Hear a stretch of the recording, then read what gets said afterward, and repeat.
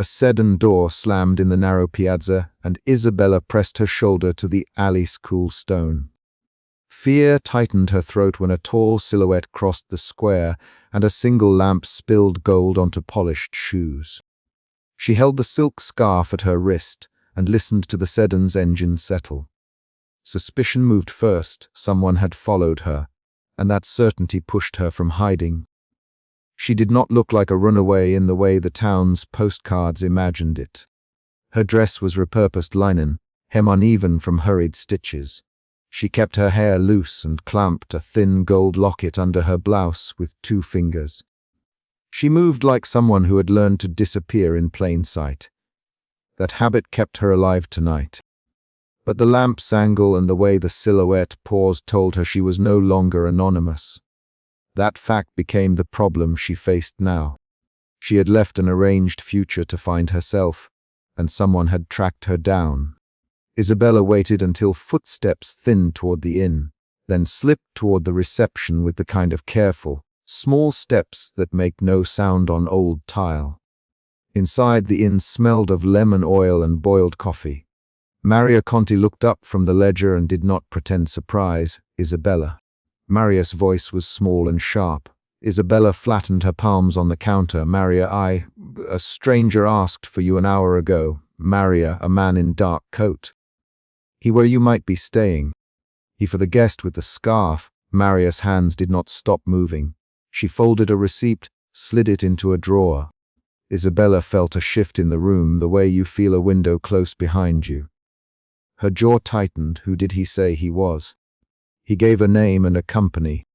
He was looking after the family business.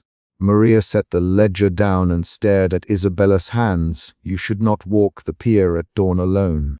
The warning landed like a small, precise stone.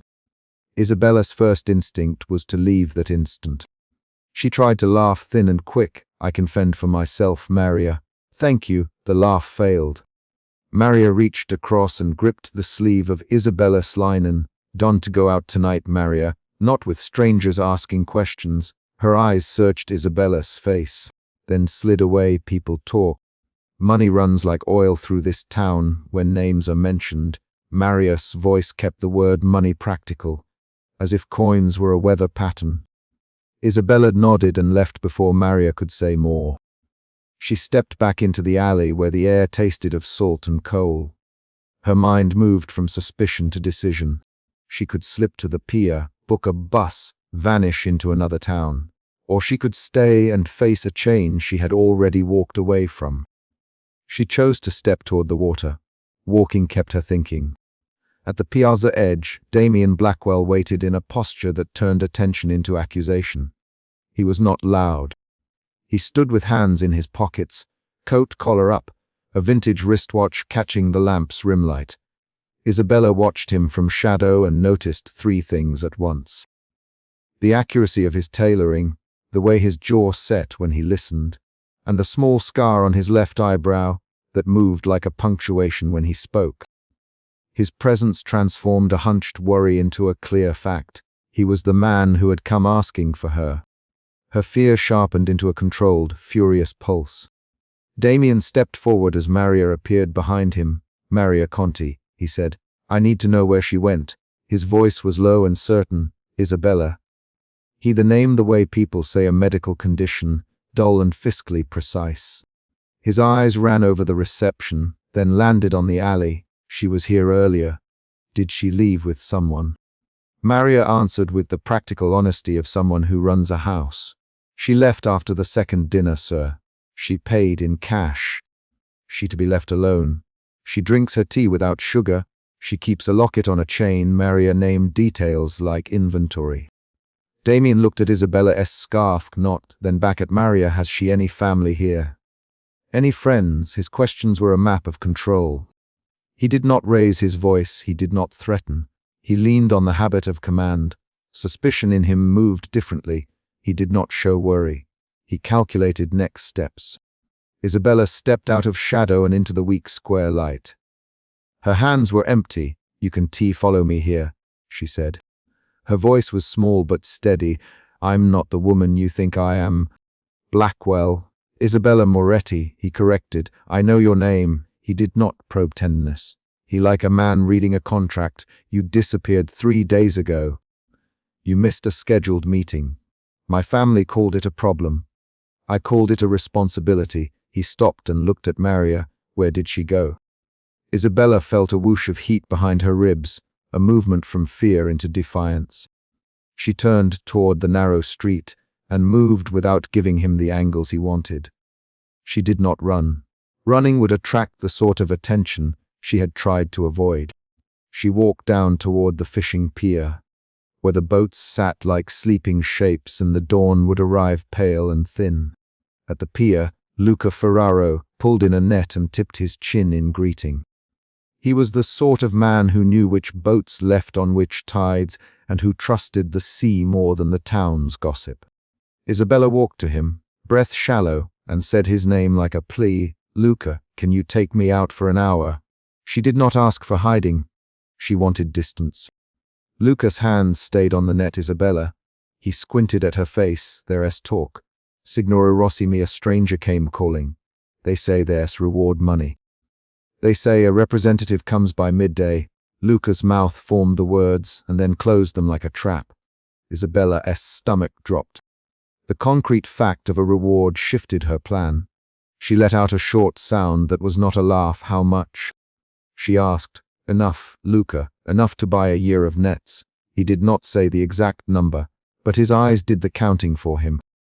You can go out alone, Isabella. He folded the net and pushed it toward a crate. They argued in short bursts while the sea breathed cold against the wood. Luca, I want to be a burden. Isabella, you think I want reward money. Luca, don't play with me. This town changes when money moves. People forget debt and remember names. He hooked the net over his shoulder and stepped back from the pier's edge. Isabella watched the line of his mouth. She watched his hands. She felt an emotion shift, defiance curdling into a careful acceptance. If the town's machinery had been activated by mention of her name, she had to change the machine. She decided to hide in one place where her absence would be the least useful. A walled Villa Maria had once mentioned in idle talk, a place with a garden and a housekeeper who kept everything tidy and opinionated. She shoved the locket under her palm and left with Luca, who agreed to pretend ignorance if she paid for the evening's fish. He drove her in a weathered van like a man who could no longer pretend see. Weather did not matter more than threats. Isabella's shoes scuffed gravel as they climbed past the villa walls. In the villa garden, the stones smelled of rosemary and damp earth. Olive trees made soft silhouettes against a sky losing its night. Isabella moved through low hedges and found a patch between a fountain and a lemon tree where she could sit without being seen from the street. She listened. Her heart still jumped when a car door shut below. She counted breaths every time a footstep changed pace. The fear had not left her. It had become a steady engine she could not name away. Damien found her there at dawn. He did not barge in.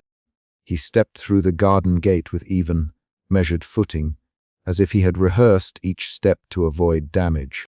He stood across the fountain and watched her like someone inspecting a fragile object. Isabella, he said, I did not intend for it to be like this. She looked up and saw the control in his face soften by a fraction. For the first time since she had left her family, she noticed an oddness in how he held himself, protective without permission, concerned without apology. You did intend it, she said. Someone sent you. Damien did not deny it. My sister asked me to find you. He the words with the distance of someone reading a report. You were missing. You might be in danger. He paused. I asked because it's my duty to know where people connected to my family are. Isabella's hands clenched around the locket. She had thought of duty and control on both sides, her family's ledger decisions, and the way Damien's presence interpreted care as ownership. Then bring me home, she said. Or leave me alone. They talked in short sentences that felt like matches struck against a box. Why did you run? Damien, because I do not want the life planned for me, she said. Because promises were made for me without my voice. Her words hit the air like stones. She did not ask for sympathy. She articulated logistics. Leaving is messy. Damien, it complicates contracts, expectations, tax planning. He swallowed and his baritone lost some of its polish. It complicates my responsibility. Isabella laughed, a small, sharp sound. You talk as if I am a malign item. She said, Damien, say my name. Say I'm a person, Isabella Moretti, he answered, as if reading from the ledger, then corrected himself. Isabella, why did you tie that scarf at your wrist? His question was oddly personal. She held the scarf between thumb and forefinger. It belonged to my mother. She used to tie it that way when she left for the market. I keep it to remember the small things that were mine. Her shoulders tightened at the memory, and she looked away, then back, waiting for his reaction. Damien's face changed. His hands, which had been deliberately still, moved an inch. The change was so slight Isabella wondered if she had imagined it. I did not know, he said. I thought I only knew the meetings, the schedules. I didn't know the scarf. His voice dropped. The controlled cadence splintered into something quieter. Isabella felt an emotion shift in him, calculation to curiosity, and then to something like cautionary tenderness. She watched him as if she were learning a new language. He stepped closer and stopped at the fountain's edge. You're hiding to choose your life, he said. Are you ready to decide what you want to do about family expectations?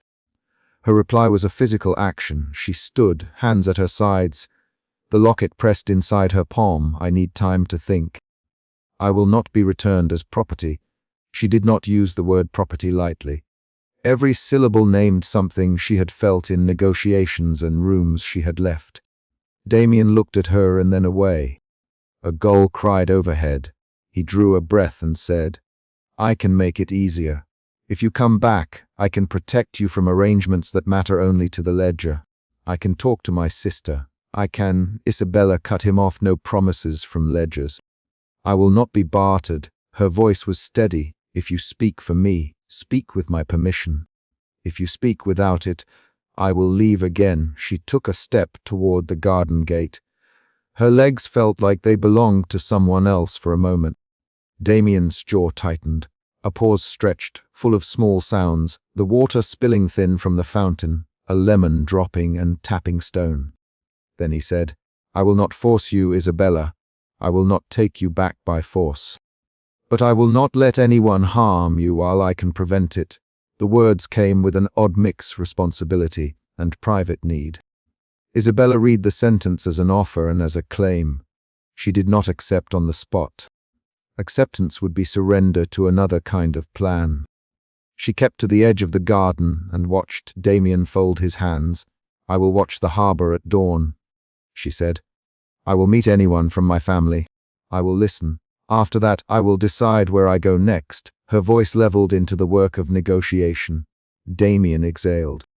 He reached into his pocket, found a small card, and slid it across a stone toward her. If you need me, call this number. If you do not want me anywhere near you, tear it up. He did not soften the choice. Isabella picked up the card, thumb stroking the edge.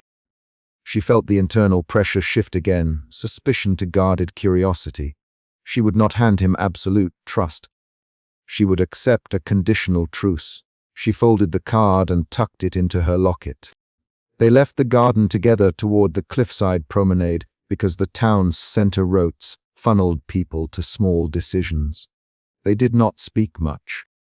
The sun cleared the horizon and painted the sea with thin silver stripes. At the cliff's edge, Damien's voice broke the quiet. There are truths you don't know about your family, he said. They are not all pleasant. I was told to find you to stop you from disturbing certain agreements. He looked at her directly. My father signed papers that complicated your options. I didn't intend to be part of that machinery, but I am. He paused and the scar on his eyebrow caught sunlight. Isabella felt a fresh wave of anger. Then tell me what those papers say, Damien. Tell me what they were using to bind me. Her words were a direct demand. He met her gaze and answered with facts. There is an engagement agreement. It names a wedding date. It names financial penalties. It names trustees who gain control over aspects of your property if certain conditions are met. He spoke plainly. I helped negotiate clauses that protect the company. I did not anticipate you leaving town and choosing your own path. His chin tilted. I am telling you because you deserve to know what the law says, not only what your family expects. Isabella held the locket at her throat and let out a breath. The specifics landed like cold stones. Dates, signatures, conditions. The abstract notion of control turned into deadlines and numbers she could now plan around. She felt her emotions shift again, fear of legal bindings to practical clarity. Facts cleared an emotional fog. Before she could respond, a small voice called from the villa courtyard below. Signora Rossi walked up with a sealed envelope in hand and a ledger of her own expression. Signora Isabella, she said. Her tone carried the official weight of housekeepers who know too much. A representative from your family will arrive by midday. He has documents and travel plans. She extended the letter without theatrics. Isabella took the envelope and read the thick paper inside. The seal was stamped with a crest she recognized, and the ink smelled faintly of port. Maria and Luca stood nearby watching. Damien's face did not change when he saw the seal. His eyes flicked to the coat he wore. Midday, he repeated. The world of immediate danger reorganized itself into a clean deadline. Isabella's chest tightened with the need for a decision. The small, urgent conflict of being found had been resolved. Damien had found her and presented an offer and a warning, but a new, larger pressure formed. A representative would arrive and, with documents in hand, attempt to fold her back into an arranged future. Isabella folded the letter and tucked it into her pocket. She looked at Damien. I will meet them at midday. I will hear what they have to say. Then I decide. Her voice left no space for bargaining on that point. Damien nodded once, measured. Maria crossed her arms and Luca pulled his cap lower. Signora Rossi arranged the envelope across her palm like a stone she would not drop. The sea rolled steady below. The air smelled of lemon and salt and the faint warmth that comes when a town prepares for day. Isabella walked to the marina walkway and watched a line of boats rise and fall like small lungs.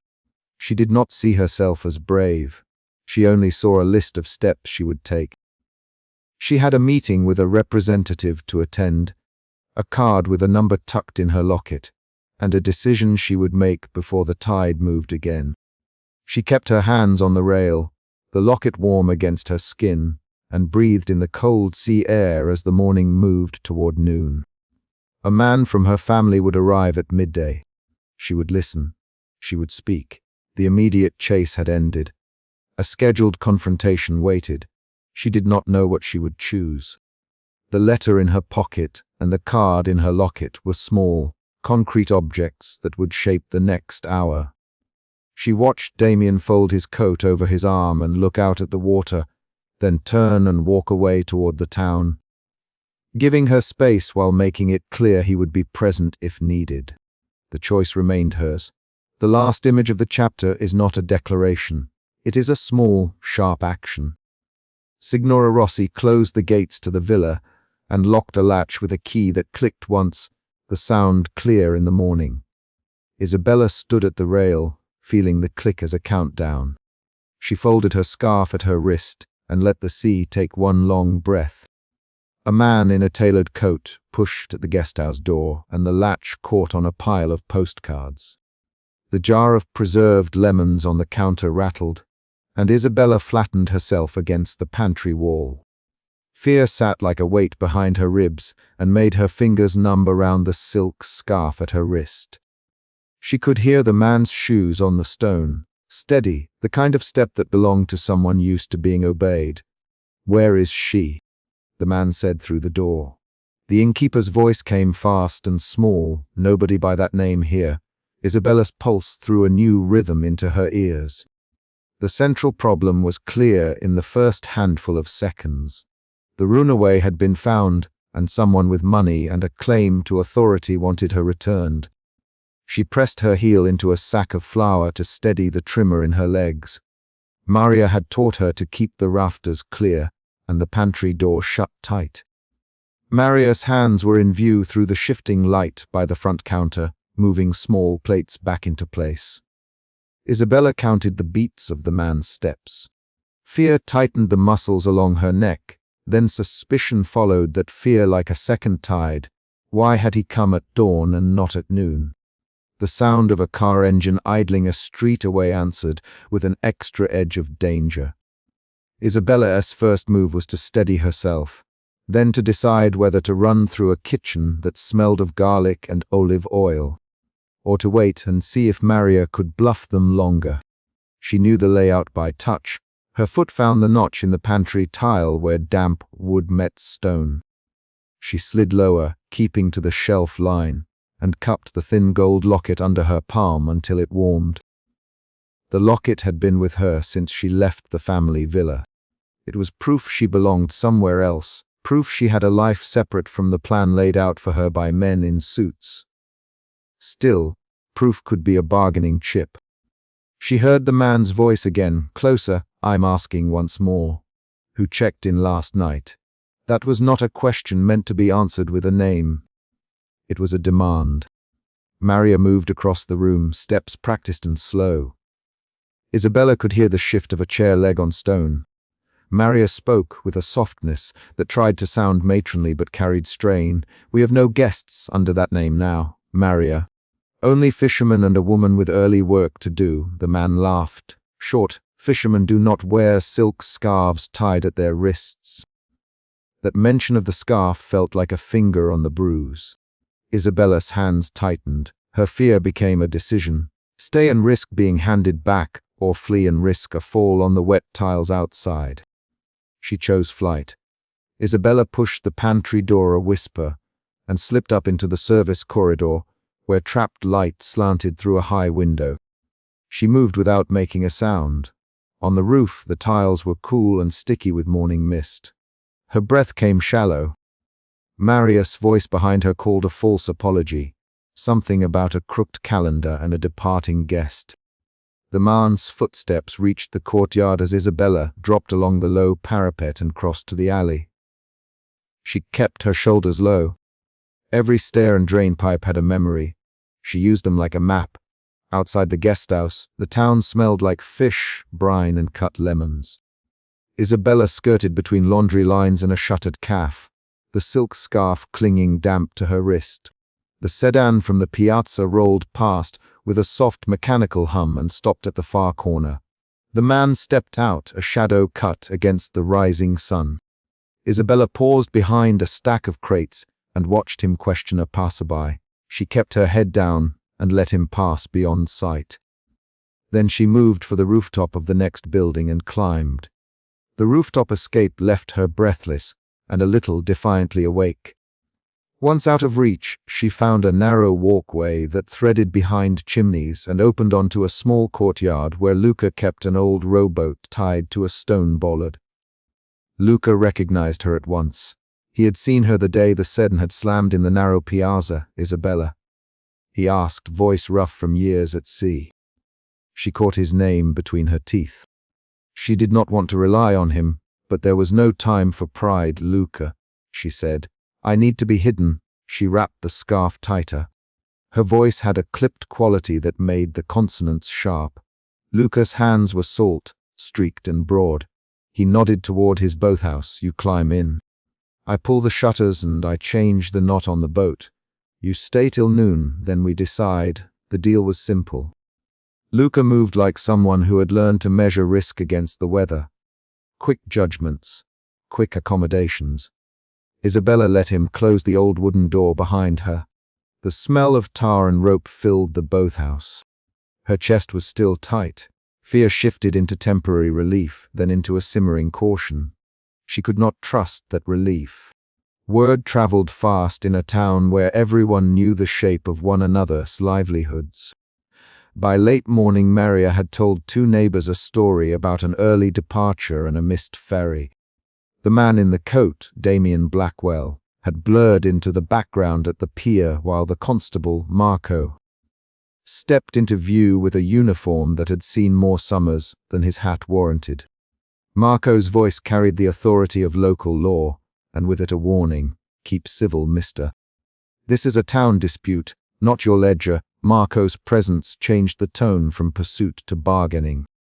Isabella could hear the exchange from the boathouse through the slatted window and felt the conversation like a pressure change. At the pier, Lucas stood between Damien and the water. He kept his hands near the rope and did not look like a man who would take money easily. But money was what Damien offered. "You can take whatever we pay.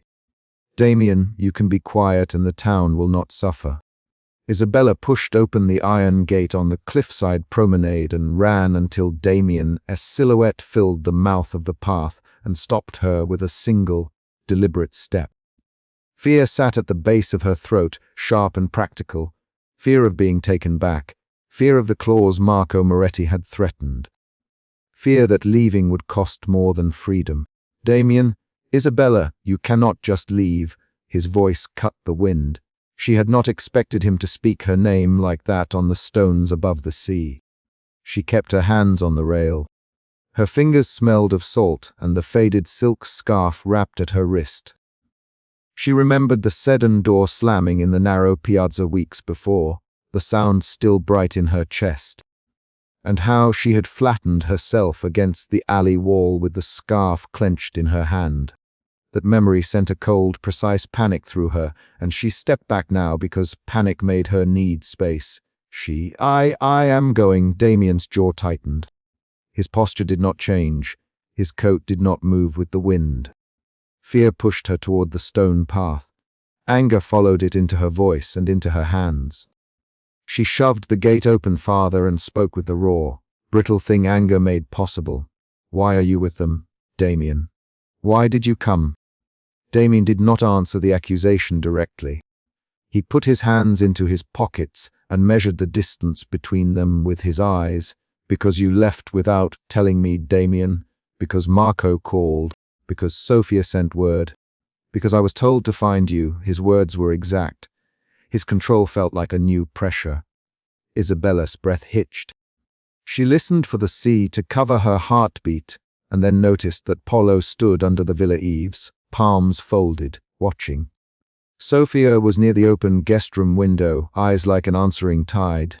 She felt the first emotion shift then, fear into anger, and with it a clear, sharp resolve.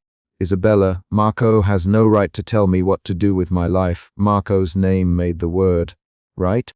Carry the history of dinners and trust funds and printed clauses. That sentence pulled Damien in. He blinked, the motion so small she almost missed it. He stepped closer, not to touch but to close the space where she might run again. "Damien, Isabella, you promised you would speak to them. You promised you would not disappear." She heard the memory of their engagement talks in his cadence. She shoved both hands into the pockets of her linen jacket and turned her face into the wind. She did not answer. Her mouth tasted of lemons from Sophia's pantry, the jar that rattled when she had hidden there weeks ago. And that sensory thread tied her to the guest house and to the hand that had opened the jar for her. "Sophia, you were leaving at dusk." Polo from the shadow.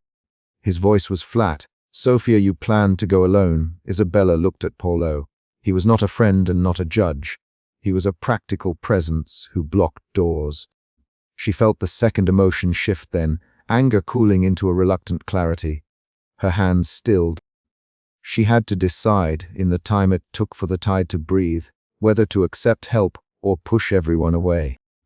Isabella walked forward, to the edge of the promenade, and unhooked the locket at her throat with quick fingers. "There is a clause," she said before anyone could claim her words. "If I return, my name signs the contract." Marco's image hardened as if drawn by the word. He had arrived that night with counsel, his car lights painting the villa drive. Marco stepped onto the stones carrying a leather briefcase and staying the shape of the family behind him.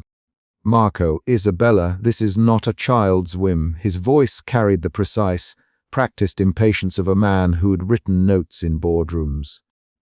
He placed the briefcase on the low wall and opened it like a measured surgeon. "If you do not return," he said. You will forfeit the inheritance, and the trust activates clauses we have both discussed. He read the clause aloud in a formal, flat voice.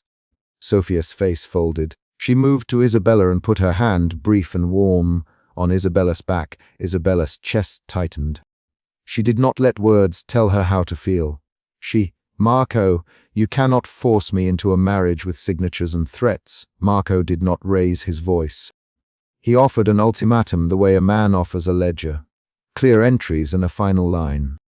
Paulo stepped forward then and positioned himself between Marco and the low wall. Marco, step back. Paulo, this is not the place for threats. The tension in Paulo's tone wound tight. He spoke 3 clipped lines and waited for the family's response. Marco set the briefcase down and produced precise documents. Ms. Moretti, we can do this quietly. Sign, return by dawn, and the matter resolves. Refuse and the legal clause names another trustee, freezes accounts, and the wedding proceeds by default unless you contest it. That contest will take months. He looked at Damien. Mr. Blackwell, you should step back. Marco's stare did not leave Damien. The balance shifted toward law and away from longing. Damien, you cannot scare her into a signature. He did not shout. He kept his baritone even. Isabella will not be signed away. Marco's mouth thinned. The argument moved quickly. They traded 3 to 5 lines with short, hard sentences. Isabella watched both men arrange threats and defenses like chess pieces. Sophia opened the guest room door abruptly. She had been the quiet presence since Isabella arrived in town. Isabella, listen. Sophia, there is more in that locket. She reached, hands steady, and took the locket from Isabella's fingers. I found a folded note tucked inside. It names a clause I did not expect. Sophia unfolded the paper with the care of someone handling a photograph. This changes things. Sophia. All eyes shifted. Marco's face went still. Paulo's jaw ticked. Damien walked closer. Show me. Damien. Sophia read the handwriting aloud, and the room reorganized itself around the new fact. The note revealed that a previous trustee had added a contingency tied to Marco's leadership and an old business debt that could void the clause if certain conditions were met. The words in the note were concrete. Dates, account numbers, signatures. They altered the legal leverage the family had wielded for weeks. Isabella let out a breath. The revelation changed anger into a brittle hope. She felt the third emotion shift. Clarity returned her pulse to a manageable pace. What is that? Sophia. Sophia repeated the exact phrase on the paper. Marco's hands tightened on the briefcase that had been open on the wall. That is a clerical notice. Marco, an old amendment. It may not be binding. He spoke like a man minimizing color in a room he wanted to repaint. Sophia insisted. Marco, read it. Read the date. Read the trustee's name. Marco did. His face did not give away surprise, but his skin leaked the small change that gave away control. We will need counsel. Paulo crossed the terrace and closed the briefcase. Get counsel now. Paulo, if this is a legal lever, we do not debate it in the open. Marco returned his stoic posture and agreed, though his eyes kept slipping toward Isabella. Damien took a step no one expected. He did not speak to the lawyers or to Marco. He addressed Isabella with a sudden, stripped-away tone. Isabella, why did you run? The question was simple. It demanded a reason beyond the documents and the clauses. Isabella's fingers closed on the locket again. Because my name decided my life for me. Because they carved out who I would be. Because the villa and the dinners and the suitcases of gifts felt like walls I could not move through. She stopped and let the image of the sedan slamming in the piazza fill the space. I wanted to know if I could breathe without a schedule tied to my name. She did not beg. She explained her action. Damien listened. He did not look away. He repeated her words in a softer tone. You wanted to breathe, he said. You wanted to try an answer that was yours. Paulo watched him closely, like a man watching a machine. Marco watched Damien like a man seeing a rival for the first time who was not simply an asset. Sophia stood by Isabella and said, Then do not sign anything until counsel reads that note. Do not let Marco rush you.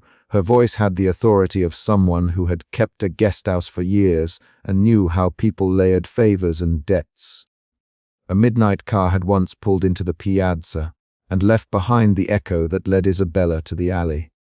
Now another engine hummed on the villa drive. A lawyer in a plain suit arrived and asked for the papers. He read the note and asked precise questions. The external event reset the room into official procedure. Marco answered each question with a practiced tone. The lawyer found a clause that satisfied Sophia's interpretation. If an external trustee's clause contained a contradiction, the family could not enforce the marriage clause immediately without review. The revelation bought time. It did not solve everything. Marco narrowed his eyes and said, "You will not use this to avoid your duty indefinitely." Isabella met his gaze and did not flinch. She had been frightened at the promenade. She had been cornered in a pantry. She had pressed herself against the cool stone of an alley. Now she was learning how to hold a steady refusal. In the night, voices became short and urgent. Marco argued with his counsel. Damien argued for Isabella's autonomy in measured, precise sentences. Paulo what needed saying without drama. "We keep her here tonight.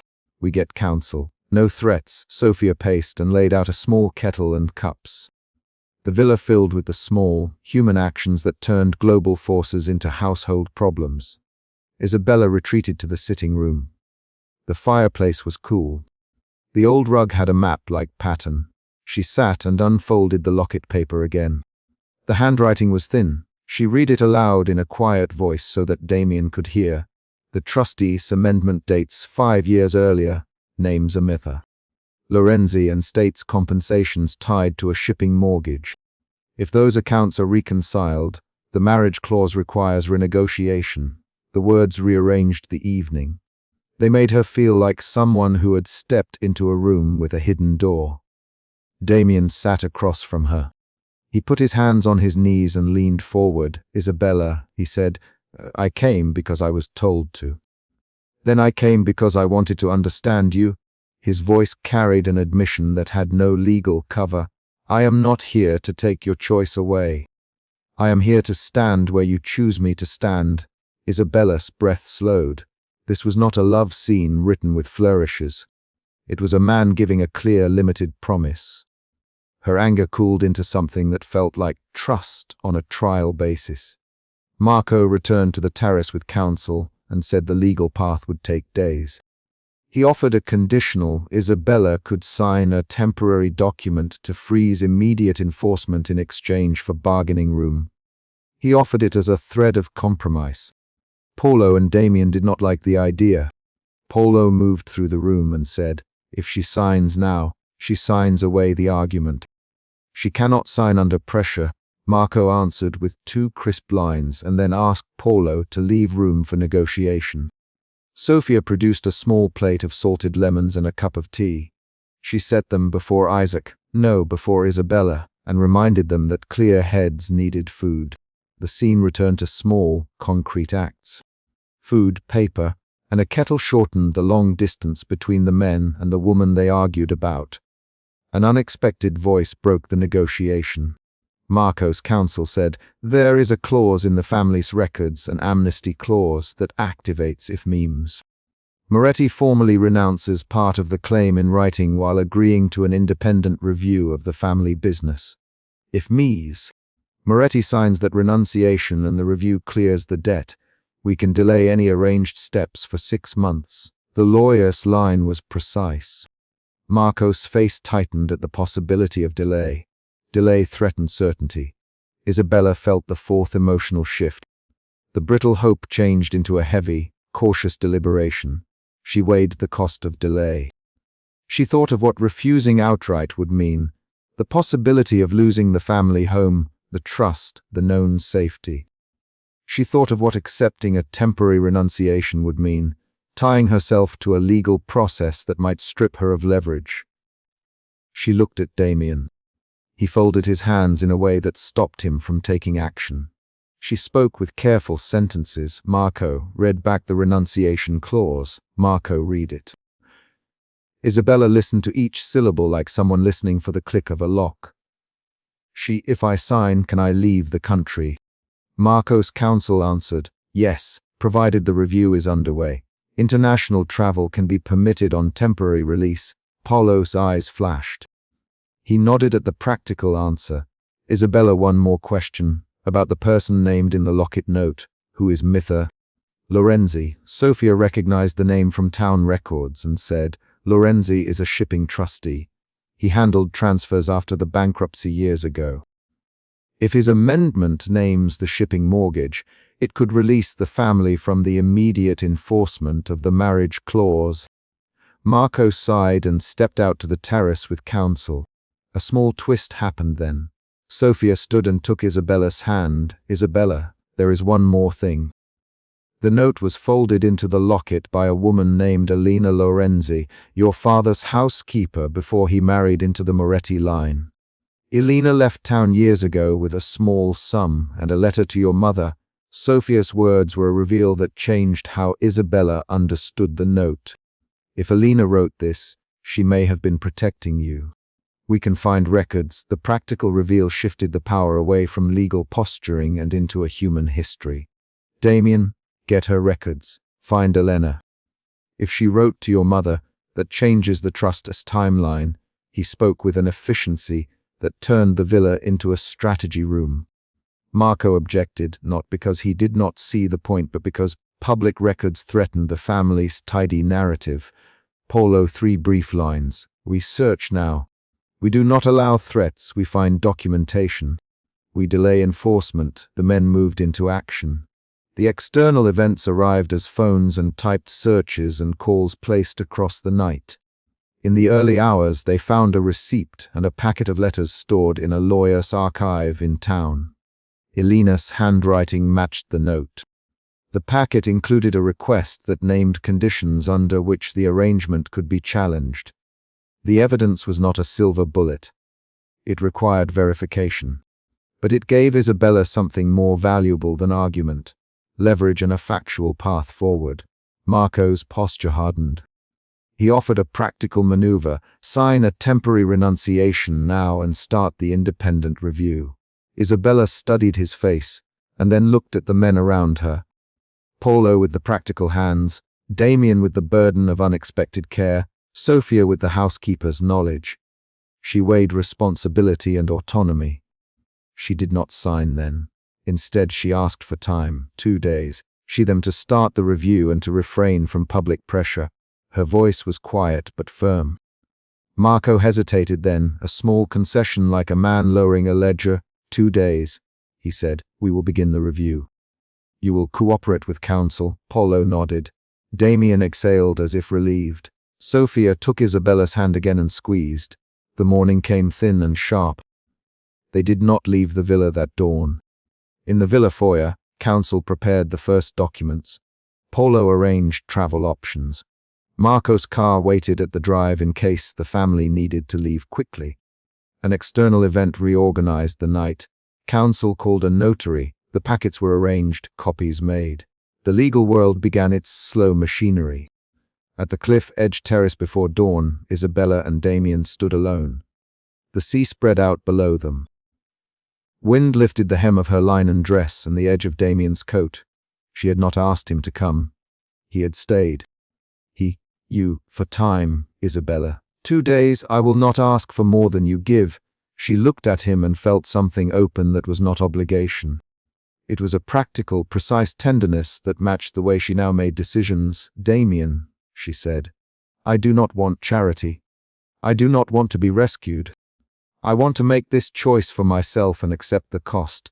He nodded. Isabella, I will stand where you choose me to stand, he repeated. He stepped closer and put a hand near but not on her shoulder. The gesture was measured. It was a boundary and a support. The final twist arrived without a dramatic shout. A courier walked up the villa drive with a small sealed envelope in his hand. Paulo took it and opened it. Elena Lorenzi's handwriting sat on the paper. She had left a short, direct note for Isabella's mother explaining why she had placed the clause in the locket. To protect a child from an overreaching family plan. The note asked simply that the girl be allowed to decide. The handwriting was proof of intent.